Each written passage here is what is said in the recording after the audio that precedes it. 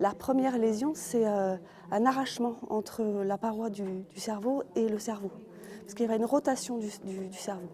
Et les deuxièmes lésions, c'est dans le cerveau, c'est les neurones qui risquent d'exploser. En un an, le parquet de Tours a constaté une recrudescence des procédures concernant des nourrissons de 1 à 6 mois victimes du syndrome des bébés secoués après expertise de l'Institut médico-légal. 14 cas entre 2015 et 2016, dont 3 décès. Cécile Ancelin est substitut du procureur en charge des mineurs.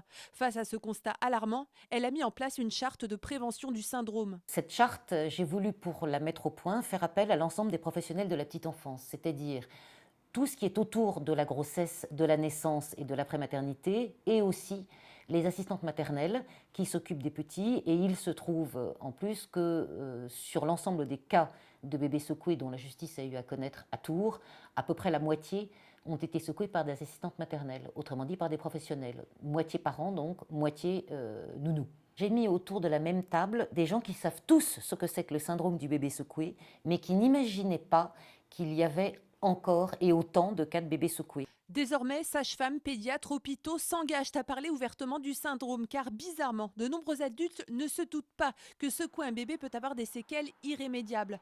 Parfois, des parents inquiets consultent car leur bébé vomit ou semble apathique depuis quelques jours.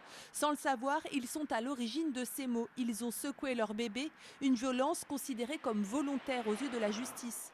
En prévention du syndrome, les maisons de santé du département accueillent gratuitement les parents. Des jeunes parents qui sont effectivement un peu en désarroi sur la prise en charge d'un jeune bébé et qui sera accueilli, conseillé, guidé, à la fois dans le cadre d'une consultation, mais aussi à domicile, pour pouvoir permettre d'être à son domicile, voir les éléments et les gestes et les petites astuces qui peuvent être nécessaires pour mieux comprendre et installer la relation avec l'enfant. Selon le parquet de Tours, pas de profil type d'adulte secoueur. Il ne s'agit pas forcément d'adultes isolés ou de milieux socio-professionnels modestes. Enfin, selon les statistiques nationales, plus de petits garçons seraient secoués. La peine encourue, elle, va de 3 ans à 30 ans d'emprisonnement.